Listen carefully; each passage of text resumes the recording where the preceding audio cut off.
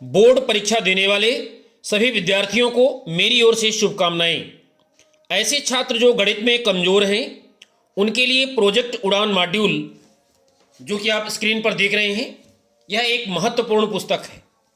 इसका अध्ययन उन्हें कर लेना चाहिए, किंतु इतने कम समय में इस मॉड्यूल का अध्ययन वे कैसे करें, आज के वीडियो में हम डिस्कस करेंगे। तो आइए देखते हैं किस तरीके से इसका अध्ययन करना है। सबसे पहले आपको कम किया गया जो पाठ्यक्रम है, रिड्यूस्ड सिलेबस, उसको देख लेना है और इन एक्सरसाइज का अध्ययन आपको नहीं करना है, क्योंकि यहाँ से क्वेश्चन नहीं आना है। इसके पश्चात इस किताब में हर यूनिट में ब्लूप्रिंट लगा हुआ है। जैसा कि आप पहले यूनिट में देख रहे हैं, इकाई 1 में 1 अंक के 2 क्वेश्चन आने हैं और 2 अंक वाले 2 क्वेश्चन आने हैं, यानी 3 अंक और 4 अंक के क्वेश्चन यहाँ से नहीं आना है। तो आपको बड़े क्वेश्चन यहाँ से नहीं पढ़ना है। अब इसमें जो क्वेश्चंस दिए गए हैं उनमें से कौन कौन से क्वेश्चन आपको छोड़ना है, कौन सा पढ़ना है, ये आप देख लीजिए। जैसे आपको ये उदाहरण 1 है, ये सब छोटे छोटे क्वेश्चन हैं, 2-2 नंबर वाले क्वेश्चन हैं, ये सब पढ़ लेना है। 3 नंबर ये पढ़ लेना है, इसको भी पढ़ना है। अब यहाँ पर आप देखिए उदाहरण 5 दिया है, दर्शाइए कि √2 एक अपरिमेय संख्या है। तो ये एक लॉन्ग क्वेश्चन है और ये 4 नंबर में बैठता है, इसलिए इसको आपको नहीं पढ़ना है। इसी प्रकार से उदाहरण 6 जो आप देख पा रहे हैं यहाँ स्क्रीन पर, इसको भी आपको नहीं पढ़ना है। ये सब लॉन्ग क्वेश्चन है। इस यूनिट से चूंकि 2 नंबर और 1 नंबर के क्वेश्चन आना है। अब यहाँ पर आपको ऑब्जेक्टिव टाइप ये सब पढ़ लेना है, पूरे पढ़ें। और इसके बाद आप सत्य सत्य ये सारी चीज़ें पढ़ लें आप। अब यहाँ पर देखें 2 नंबर वाले सारे क्वेश्चन लिखे हैं, 6, 7, 8, ये सभी को पढ़ना है आपको। अब यहाँ पर देख लीजिए एक क्वेश्चन है 17 नंबर, जो कि बड़ा है, लॉन्ग आंसर है, डिस्क्रिप्टिव है। इस क्वेश्चन को आपको नहीं पढ़ना है, बाकी सभी का अभ्यास आप कर लें। 2 नंबर के अच्छे क्वेश्चन हैं। अब इसमें से जो अति महत्वपूर्ण प्रश्न है वो आपको मैं बता दूं। जैसे क्वेश्चन नंबर आपका 16 है, ये अति महत्वपूर्ण क्वेश्चन है। इसके अलावा 11 नंबर है और 7 नंबर। बाकी पढ़ना आपको अभ्यास सभी करना है, लेकिन जो लॉन्ग है जैसे 17 नंबर, इसको छोड़ देना है। इसके अलावा आप देखिए इधर भी आपको पढ़ना है। जैसे क्वेश्चन नंबर 25 है, ये लॉन्ग आंसर टाइप क्वेश्चन है, इसको छोड़ देना है, बाकी आपको सब पढ़ लेना है। तो इस तरीके से एक यूनिट का अध्ययन करना है। दूसरी इकाई में आप चले, दूसरी इकाई में भी आपको, आप ध्यान से देखें, यहाँ पर ब्लूप्रिंट बना हुआ है।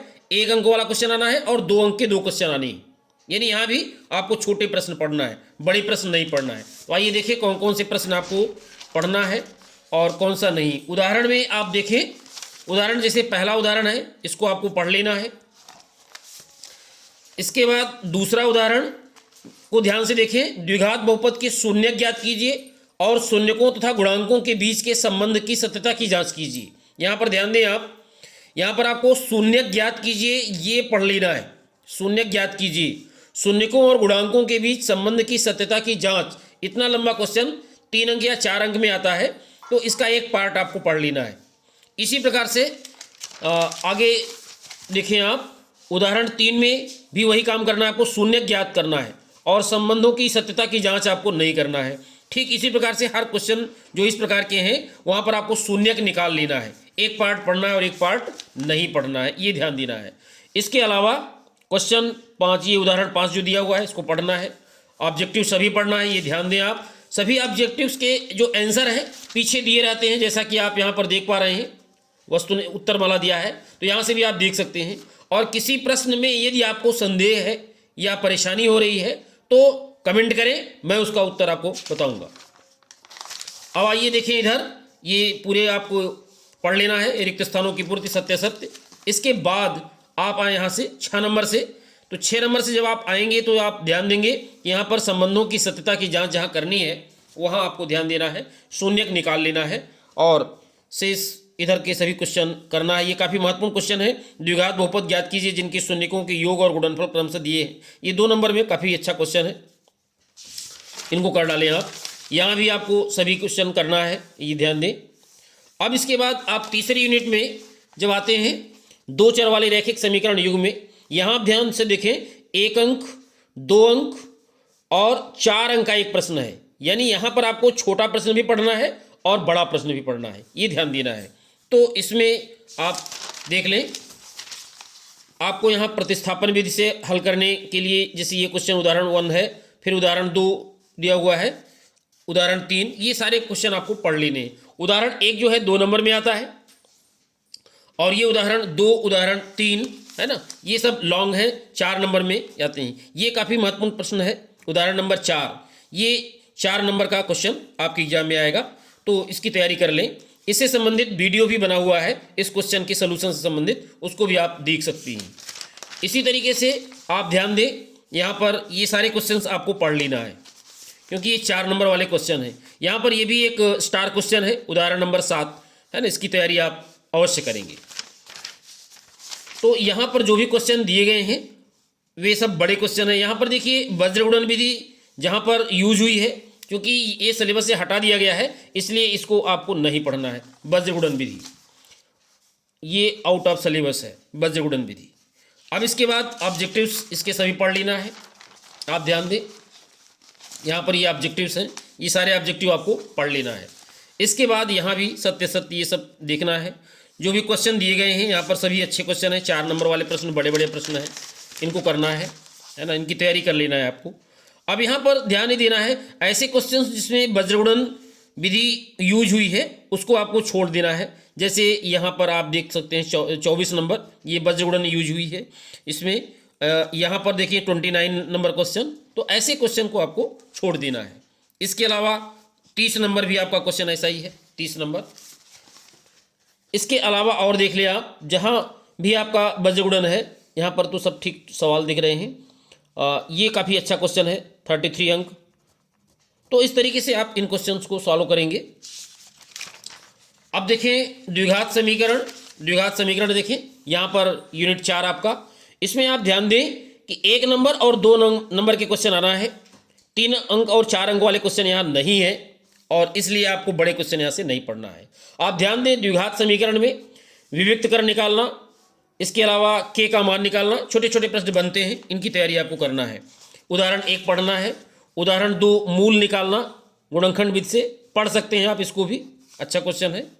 और इस तरीके से ये जैसे क्वेश्चन है द्विघात समीकरण को सूत्र विधि से हल करो, ये थोड़ा सा लॉन्ग हो जाता है, इसे आपको नहीं पढ़ना है। ये 3 नंबर पढ़ लेना है। आप ऑब्जेक्टिव्स पूरा पढ़ लें, काफ़ी महत्वपूर्ण ऑब्जेक्टिव इसमें दिए रहते हैं और इनकी तैयारी आपको करना है।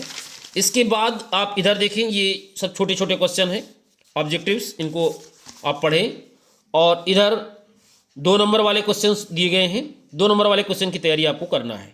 यहाँ से आप ध्यान दें क्वेश्चन नंबर 17 से आपको नहीं पढ़ना है। 17, 18 ये सब लॉन्ग हैं, 19, 20 ये सब लॉन्ग हैं, 21 पढ़ लेना है, और 22, 23, 24 ये सब लॉन्ग हैं, 25 ये आपको नहीं पढ़ना है, 26, 27 पढ़ लीजिएगा।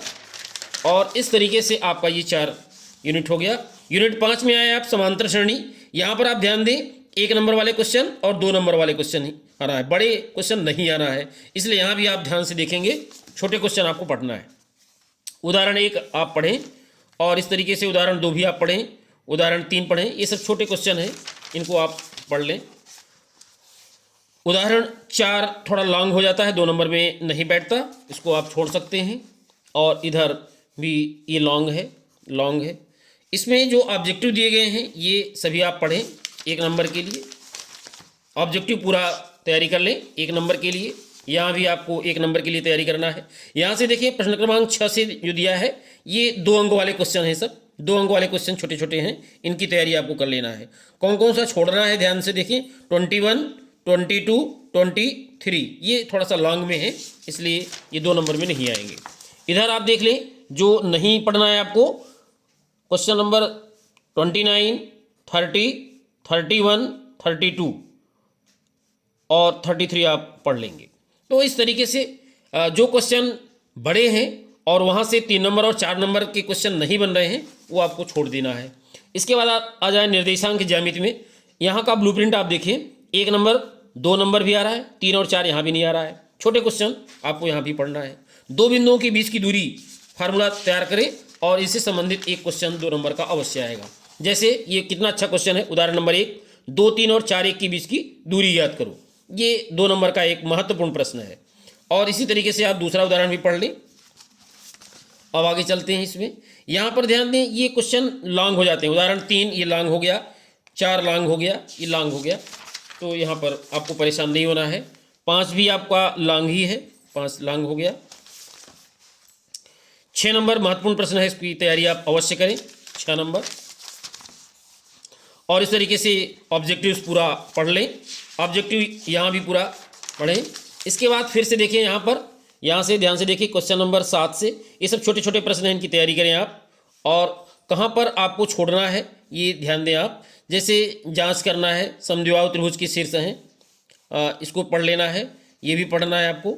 यहाँ पर 18 नंबर जहाँ अनुपात वगैरह निकालना है, ये लॉन्ग हो गया, लॉन्ग वाले को छोड़ देना है। बाई अक्ष हो गया, ये सब लॉन्ग हैं। तो जहाँ पर आप समझें कि क्वेश्चन लॉन्ग है, उसका आंसर निश्चित रूप से उसको आपको नहीं पढ़ना है। और इस तरीके से ये आंसर शीट दी रहती है, इसका सहारा लें आप। कोई प्रश्न नहीं आ रहा है समझ में, कमेंट करें। सांख्यिकी में देखें, सांख्यिकी में आपको 1 नंबर और 4 नंबर, यानी आपको 4 नंबर यानी लॉन्ग पढ़ना है। छोटे प्रश्न 2 नंबर और 3 नंबर वाले प्रश्न नहीं पढ़ना है। तो यहाँ से ऑब्जेक्टिव और 4 नंबर वाले प्रश्न, तो ये सभी प्रश्न काफ़ी महत्वपूर्ण है। 4 नंबर वाले प्रश्न, इनकी तैयारी करें आप। उदाहरण 1, उदाहरण 2 और उदाहरण 3, यहाँ सभी क्वेश्चन लॉन्ग हैं और सभी आपको पढ़ना है 4 नंबर के लिए। 4 नंबर के लिए तैयारी करेंगे आप। यहाँ भी ये सारे क्वेश्चन अच्छे हैं। उदाहरण 4 माध्यिका निकालना, ये सभी क्वेश्चन लॉन्ग हैं। ऑब्जेक्टिव आपको पढ़ लेना है, यहाँ से कुछ भी नहीं छोड़ना है, सभी ऑब्जेक्टिव पढ़ लेना है और सभी प्रश्न पढ़ लेना है, क्योंकि ये सभी 4 नंबर में बैठ जाते हैं। ये भी सब राइट क्वेश्चन है, सभी आपको पढ़ना है। इस तरीके से आप सांख्यिकी में समांतर माध्य, माध्यिका और बहुलक निकालना सीख लें। इसका सबसे जो महत्वपूर्ण प्रश्न है वो है प्रश्न 18। ये 18 नंबर क्वेश्चन काफ़ी महत्वपूर्ण है, इसका वीडियो भी बना हुआ है, उसको भी आप देख सकते हैं। अब चलते हैं आगे इसमें प्रायिकता में। तो प्रायिकता में 1 अंक का 2 क्वेश्चन और 2 अंक वाला क्वेश्चन, 3 और 4 अंक का कोई क्वेश्चन नहीं है, यानी छोटे प्रश्न आपको प्रायिकता से पढ़ना है, छोटे प्रश्न। आइए देखते हैं प्रायिकता में आपको क्या पढ़ना है। ऑब्जेक्टिव पूरे पढ़ लेना है। यहाँ पर आप देखिए उदाहरण, छोटे छोटे उदाहरण दिए गए हैं और यहाँ पर काफ़ी अच्छे उदाहरण हैं 2 नंबर के लिए। जैसे आपका उदाहरण 2 आता है एग्जाम में, काफ़ी महत्वपूर्ण प्रश्न है, इसको आप पढ़ें। उदाहरण 3 पढ़ें, ये दोनों काफ़ी अच्छे महत्वपूर्ण प्रश्न हैं। इसके बाद ये सब ऑब्जेक्टिव से आप पढ़ लें। ऑब्जेक्टिव पढ़ने के बाद अब आप आए 2 नंबर वाले क्वेश्चन में। तो यहाँ पर आप देख रहे हैं कि ये सब छोटे छोटे क्वेश्चन हैं, इन सभी क्वेश्चनों को आप पढ़ें। इसमें से जो महत्वपूर्ण है, ये एक प्रश्न क्रमांक 12 है, प्रश्न क्रमांक 11 और प्रश्न क्रमांक 13। ये तीनों क्वेश्चन 5 स्टार हैं, इनकी तैयारी आप विशेष कर लें। और इस तरीके से छोटे छोटे क्वेश्चन हैं, सभी इसमें सब पढ़ लें। यहाँ पर सभी क्वेश्चन छोटे हैं, आप ध्यान दें। क्वेश्चन में कई भाग हैं, तो क्वेश्चन बड़ा हो जा रहा है, लेकिन उसमें से एक भाग पूछ लेगा, इसलिए आपको इन सभी प्रश्नों की तैयारी कर लेना है प्रायिकता से।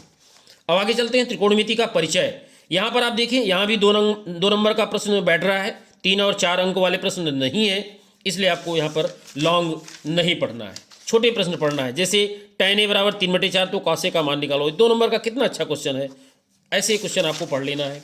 इसी तरीके से ये सब छोटे छोटे मान निकालने के लिए उदाहरण नंबर 2 हो गया, और इस तरीके से उदाहरण 3, ये सभी उदाहरण आपको छोटे छोटे क्वेश्चन है। जिससे उदाहरण 6 ये सरसम का, इसको नहीं पढ़ना है, ये 2 नंबर में नहीं आएगा, ये 3 और 4 नंबर में आता है। तो इस तरीके से आप पढ़ सकते हैं, सारे ऑब्जेक्टिव्स पढ़ लें, यहाँ भी ऑब्जेक्टिव पढ़ लें। और इसके बाद ऑब्जेक्टिव पढ़ते हुए छोटे छोटे सारे क्वेश्चन हैं इसमें दिए गए हैं, ये सभी क्वेश्चन छोटे छोटे हैं, सभी की तैयारी आपको करना है। बस ध्यान देना है, जैसे प्रश्न क्रमांक 39 है, ये काफ़ी लंबा प्रश्न बनता है, इसको आपको छोड़ देना है।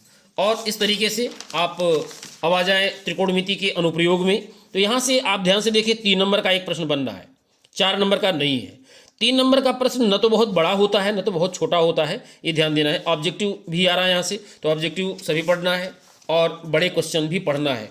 3 नंबर का क्वेश्चन ध्यान देना है। जो सिंगल एंगल वाले हैं, यहाँ पर 2 प्रकार के क्वेश्चन है, सिंगल एंगल वाले और डबल एंगल। जैसे ये उदाहरण एक सिंगल एंगल वाला है, तो इसकी उम्मीद ज़्यादा है, हालांकि डबल एंगल वाला भी कभी कभी दे देता है, इसलिए आपको ये सारे क्वेश्चन पढ़ लेना है, ये ध्यान देना है।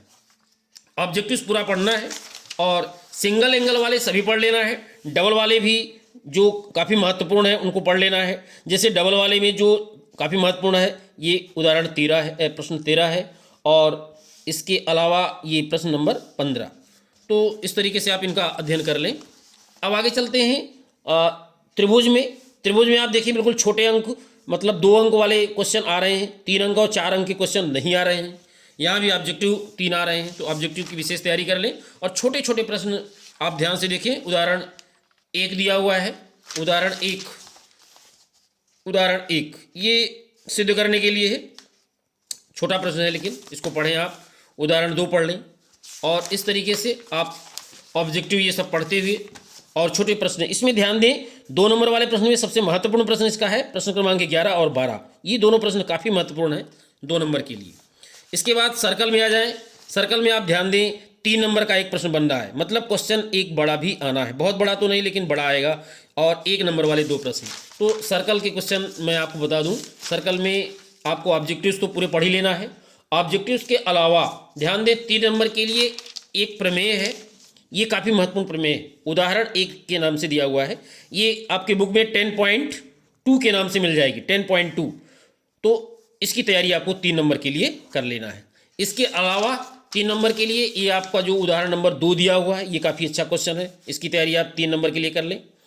ऑब्जेक्टिव सब पढ़ लें और ऑब्जेक्टिव्स पढ़ने के बाद इसमें जो क्वेश्चन और महत्वपूर्ण बन सकते हैं, एग्जाम में आ सकते हैं, वो है आपका क्या, प्रश्न क्रमांक 12 और 11। ये 2 प्रश्न भी काफ़ी महत्वपूर्ण हैं। बाकी 3 नंबर वाले सभी प्रश्न दिए गए हैं, यहाँ पर सभी की तैयारी आपको कर लेना है। और इसके बाद वृत्तों से संबंधित क्षेत्रफल में आए, यहाँ 3 नंबर का प्रश्न बनता है और ऑब्जेक्टिव्स। तो 3 नंबर के लिए आप बहुत बड़ा प्रश्न न पढ़ें, लेकिन जैसे ये क्वेश्चन दिया काफ़ी अच्छा प्रश्न है, छोटा प्रश्न, इनकी तैयारी आप कर लें। 2 नंबर उदाहरण, 3 नंबर, ये सब छोटे छोटे प्रश्न हैं, इनकी तैयारी आप करें। ये देखिए बहुत अच्छा प्रश्न है परीक्षा के लिए, इसकी तैयारी आप कर लें। स्टार क्वेश्चन है, 3 नंबर का बहुत अच्छा क्वेश्चन है। और इस तरीके से आप ऑब्जेक्टिव्स पढ़ते हुए और यहाँ पर ध्यान दें छोटे छोटे क्वेश्चन जो भी दिए हैं। अब आप आ जाएं पृष्ठीय क्षेत्रफल और आयतन में, यानी अध्याय 13 से आप देखिए 4 नंबर का क्वेश्चन बनता है, यानी बड़ा क्वेश्चन आपको पढ़ना है, ऑब्जेक्टिव भी पढ़ना है और बड़ा क्वेश्चन। तो ये उदाहरण 1 और उदाहरण 2 इनको पढ़ना है, क्योंकि यहाँ से 4 नंबर का प्रश्न बनता है। अब इसके बाद ऑब्जेक्टिव्स तो पढ़ना ही है आपको, सभी सूत्र की तैयारी करना है। और इसके बाद बड़े क्वेश्चन में 4 नंबर वाले क्वेश्चन में जो काफ़ी महत्वपूर्ण प्रश्न है वो मैं आपको बता दूं, यहाँ से बनता है ये प्रश्न क्रमांक 7, इसका वीडियो भी बना हुआ है, आप देख सकते हैं। और ये प्रश्न क्रमांक 9, इसका भी वीडियो बना है। ये दोनों प्रश्न काफ़ी महत्वपूर्ण हैं। और एक और क्वेश्चन महत्वपूर्ण है, ये यहाँ पर दिया हुआ है गुलाब जामुन वाला क्वेश्चन, प्रश्न क्रमांक 15। तो इस तरीके से ये आप इनकी तैयारी कर लें। और इसी प्रकार आप प्रोजेक्ट उड़ान मॉड्यूल की जिस प्रकार से आपको बताया गया, इस प्रकार से यदि आपने तैयारी कर लिया तो निश्चित रूप से यदि आप गणित में कितने भी कमज़ोर हैं, आपको पासिंग मार्क मीन्स 40% से 50% तो मिल ही जाना है, इसमें कोई संदेह नहीं है। तो कैसा लगा ये वीडियो आपको? यदि वीडियो अच्छा लगा हो तो वीडियो को लाइक करना न भूलें। मिलते हैं फिर अगले वीडियो में एक नई जानकारी के साथ, तब तक के लिए धन्यवाद।